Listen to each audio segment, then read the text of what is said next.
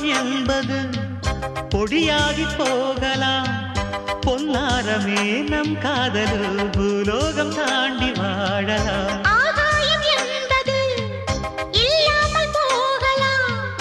ஆனால் நம் நேசமே ஆகாயம் தாண்டி வாழலாம். கண்ணீரில் ஈரமாகி கரையாட்சி காதலே, கரை மாற்றி நாமும் வெல்ல கரையேற வேண்டுமே. நாளை வரும் காலம் நம்மை கொண்டாடுமே. தாஜ்மஹால் தேவையில்லை அன்னமே அன்னமே, காடுமலை நதிகள் எல்லாம்